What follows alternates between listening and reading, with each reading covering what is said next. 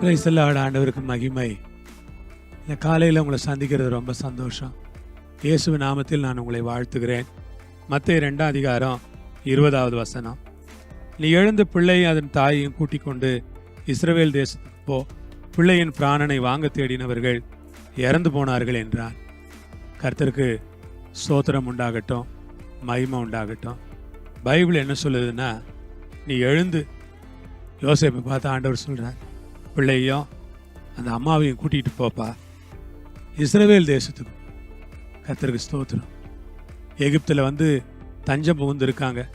இயேசுவை காப்பாற்றுறதுக்காக ஓடி ஒளிஞ்சிருக்கிறார் ஜோசப், மரியா, மேரி 2 பேரும் ஓடி ஒளிஞ்சிருக்கிறாங்க. இந்த ஓடி ஒளிஞ்சுக்கிட்டு இருக்கிற அவளை பார்த்து இப்போ ஆண்டவர் சொல்கிறாரு, ஓடி ஒளிஞ்சது போதும், நீங்கள் இப்போ என்ன பண்ணுங்க, எழுந்து இஸ்ரவேல் தேசத்துக்கு போங்க. கர்த்தருக்கு ஸ்தோத்திரம். ஆண்டவர் சொல்கிறாரு, நீங்கள் ஒளிஞ்சிருந்தது போதும், நீங்கள் எழுந்துருங்க. உங்களுக்கான விடுதலை வந்துருச்சு, உங்களுக்கான விடிவு வந்துருச்சு, உங்களுக்கான விடுதலை பிறந்துருச்சு, உங்களுக்கான விடிவு கிடைச்சிருச்சு. அதுக்காக கர்த்தருக்கு ஸ்தோத்திரம். ஆமாம், எப்படி கிடைச்சிருச்சு தெரியுமா? நீங்கள் எழுந்து இஸ்ரவேல் தேசத்துக்கு போங்க. பிள்ளையின் பிராணனை வாங்க தேடினவர்கள் இறந்து போனார்கள் என்றார். அல்லேலூயா. பிள்ளையை கொல்ல நினைச்சவங்க, பிள்ளை உயிரை எடுக்க நினைச்சவங்க செத்து போயிட்டாங்க. ஆமென். சில நேரங்களில் விசுவாசிகள் உயிரை வாங்க நினைக்கிறவங்க, சில நேரங்களில் சபை உயிரை வாங்கணும்னு நினைக்கிறவங்க, சில நேரங்களில் ஊழியக்கார் உயிரை வாங்கணும்னு நினைக்கிறவங்கள கூட கர்த்தர் ஒரு முடிவுக்கு கொண்டு வருவார். நமக்கு தெரியாது இல்லையா? ஏரோது மரித்ததுனால்தான் இயேசு போய் அந்த நாசரேத்தில் வளர்ந்து தான் ஊழியத்தை செய்ய முடிஞ்சிச்சு. சில நேரங்களில் ஊழியத்துக்கு எதிராக இருக்கிறவங்களை கர்த்தர் ரட்சிக்கிறார். சில நேரங்களில் ஊழியத்துக்கு எதிராக இருக்கிறவங்களை கர்த்தர் தொட்டு சந்திக்கிறார். சில நேரங்களில் ஊழியத்துக்கு எதிராக, விசுவாசிகளுக்கு எதிராக இருக்கிற மக்களை கர்த்தர் தன்னுடைய வல்லமையினால் தொடுகிறார்.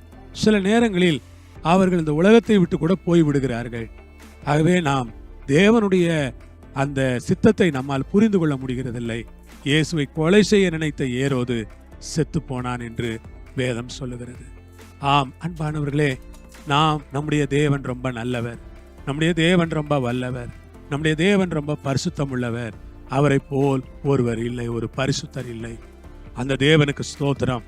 அந்த தேவனுக்கு எதிராய், அந்த தேவனுடைய பிள்ளைகளுக்கு எதிராய், அந்த விசுவாசிகளின் குடும்பத்துக்கு எதிராய், கூட்டத்துக்கு எதிராய், சபைக்கு எதிராய், ஊழியக்காரங்களுக்கு எதிராய் யார் எழும்பினாலும் தேவன் அவர்களை இல்லாமல் போக செய்கிறார். அதுதான் வேதத்தினுடைய சட்டதிட்டமாய் இருக்கிறது என்று நான் நினைக்கிறேன். கர்த்தர் கிருபை செய்வார். ஜெபம் பண்ணுவோமா?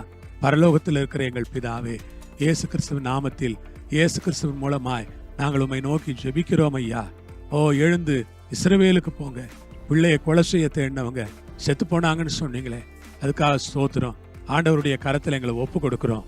ஆண்டவரே, இந்த வார்த்தை அநேக இடங்கள்ல நிறைவேறி கொண்டிருக்கிறது. இன்னைக்கும் இன்னும் நிறைவேறும். அதுக்காக ஸ்தோத்திரம். இயேசுவின் நாமத்தில் பிதாவே, ஆமென். கர்த்தர் உங்களை ஆசீர்வதிப்பாராக. ஆமென்.